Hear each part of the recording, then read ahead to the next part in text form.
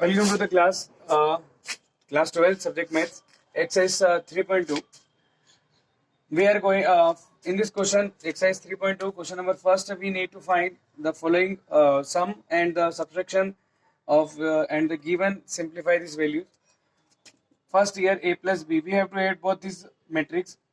तो यहाँ पर हम बात करेंगे कि मैट्रिक्स को जो ऐड कैसे करेंगे. ए हमारी हो गई 2 4, ये हो गया 3 2 प्लस हमारे पास आ जाएगा यहाँ पर दूसरी मैट्रिक्स जो हमको दिखाई दे रही है. दूसरी मैट्रिक्स हो गई 1 3 -2 5 हमें इनको ऐड करना है.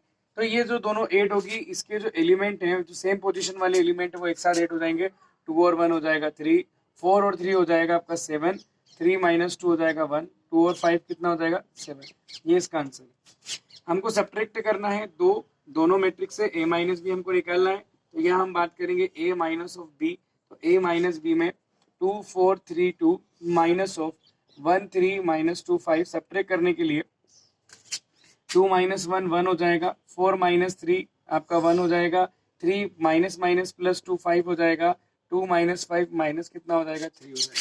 ये हो गई third value. 3a minus C, 3a minus of C is equal to 3 multiply A की वैल्यू 2 4 3 2, ये हो गया माइनस सी की वैल्यू हो गई -2 5 3 और कितना हो गया 4 हो गया 3. यहाँ हम बात करेंगे 3 2 जा 6, 3 4 जा 12, 3 3 जा 9, 3 2 जा 6 हो जाएगा -2 5 3 और हो जाएगा 4 इज इक्वल टू. यहाँ हम बात करेंगे 6 प्लस कितना हो जाएगा 2, 6 + 2 हमारा 8 निकल जाएगा, माइनस प्लस 12 - 5 कितना हो जाएगा 7, 9 - 3 हो जाएगा 6 और 6 - 4 हो जाएगा आपका 2. तो यहाँ पर हमने 3 क्वेश्चन सोल्व कर लिए हैं. इसी तरीके से मैट्रिक्स का एडिशन, मैट्रिक्स का सब्ट्रैक्शन भी इसी कैटेगरी से इसी तरीके से होगा. इसके बाद हम बात करते हैं इसके नेक्स्ट क्वेश्चन की, जहां पर आता है हमारे पास दोनों मैट्रिक्स के लिए हमें सोल्व करना है. क्वेश्चन है ए बी और बी ए मल्टीप्लाई का क्वेश्चन हमारे पास सामने आता है. मैट्रिक्स को एडिशन के लिए एक बात ये ध्यान में रखिएगा कि जिस भी मैट्रिक्स का हम ऐड कर रहे हैं उनका ऑर्डर जो होना चाहिए वो क्या होना चाहिए, सेम होना चाहिए. मैट्रिक्स के एडिशन के लिए ऑर्डर हमेशा क्या होना चाहिए, सेम होना चाहिए. जबकि हम देखेंगे यहाँ पर कि मल्टीप्लिकेशन की थोड़ी सी अलग प्रोसेस है. अब हम बात करेंगे हमें मल्टीप्लाई करना है. तो मल्टीप्लाई की कंडीशन है कि आपके पास फर्स्ट मैट्रिक्स में जितने कॉलम है, सेकंड में उतनी रो होनी चाहिए. कंडीशन ये कि फर्स्ट में हमारे पास जितने कॉलम है, सेकंड में क्या होनी चाहिए, उतनी ही रो होनी चाहिए. और मल्टीप्लाई कैसे होता है ये समझिए. फर्स्ट रो का फर्स्ट कॉलम में होगा, फर्स्ट रो का सेकंड कॉलम में होगा. ऐसे 2 × 1 प्लस 4 × -2, ये फर्स्ट R1 का यहाँ हो गया फर्स्ट रो फर्स्ट कॉलम. फिर सेकंड, इसमें देखेंगे अपन यहाँ पर इधर देखेंगे फर्स्ट रो का फिर सेकंड कॉलम के साथ होगा 2 × 3 प्लस 4 × कितना हो जाएगा 5, फिर हो जाएगा 3 × 1 प्लस 2 × -2 और हो जाएगा 3 × 3 प्लस 2 × 5 हो जाएगा. अब यहाँ आ जाएगा आपके पास 2 - 8, 3 माइनस कितना 4, 6 प्लस 4 5 जा 20, 3 3 जा 9 और ये हो जाएगा 10. यहाँ हो जाएगा -6, 3 - 4 -1 2 26 और 9 और 10 कितना हो जाएगा 19 हो जाएगा. अब हमारे पास ये बन गया ए बी. अब हम बी ए निकालते हैं. बी की वैल्यू 1 3 -2 5, ए की वैल्यू हम बात करें ए की वैल्यू 2 4 3 और 2 की बात करेंगे. तो यहाँ आप देखिए मल्टीप्लाई कैसे होता है, आपको अच्छी तरीके से याद है. रो का कॉलम में होगा 1 × 2 2 हो जाएगा प्लस 3 × 3 कितना हो जाएगा 9, रो का कॉलम. 1 का फिर से 4 के साथ 4 प्लस 3 2 जा कितना हो जाएगा 6 हो जाएगा. फिर -2 2 जा -4 प्लस 5 3 जा कितना 15 हो जाएगा. फिर उसके बाद -2 × कितना होगा 4, सेकंड रो सेकंड कॉलम -2 हम बात करेंगे -2 4 जा -8 हो जाएगा, 5 2 जा कितना हो जाएगा +10. तो यहाँ पर हमारे पास जो आंसर मिलेगा हमको वो आ जाएगा 9 और 2 कितना हो गया 11, 14 15 - 4 ये हो जाएगा 11 और 4 और 6 कितना हो जाएगा 10, 10 - 8 ये निकल जाएगा आपका 2. तो हम यहाँ देख रहे हैं कि ए बी और बी ए का जब हम मल्टीप्लाई करेंगे तो दोनों के आंसर जो है अनइक्वल आएंगे. यहाँ पर बात हो जाती है ए बी यहाँ पर बी ए के इक्वल नहीं होता है. किसी भी मैट्रिक्स के लिए, दो मैट्रिक्स के लिए ए बी बी ए के इक्वल नहीं होगा. ये हमारा हो गया दो मैट्रिक्स का मल्टीप्लाई.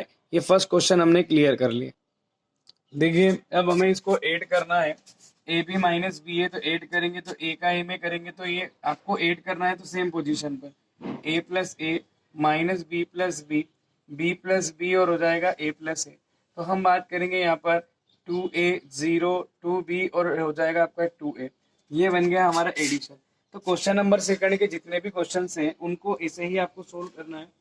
क्वेश्चन नंबर थर्ड में हम बात करते हैं। फर्स्ट क्वेश्चन जो हमारे सामने है उसमें दिया हुआ है एक मैट्रिक्स ए बी और ए साथ में बी, फिर दिया है माइनस बी और दिया है ए, इसके बाद मल्टीप्लाई हो गया ए माइनस बी और हो गया बी और हो गया आपका इज इक्वल टू, हम करेंगे यहाँ पर मल्टीप्लाई, रो का कॉलम में a into A plus B into B, ये हो जाएगा a into minus B plus B into A हो जाएगा, नीचे minus B into A plus A into B हो जाएगा, minus B into minus B plus A into A हो जाएगा। यहाँ आ जाएगा A square plus B square minus A B plus का ए बी, उसमें minus A B plus A B और अपॉन में ये हो जाएगा बी स्क्वायर प्लस ए स्क्वायर।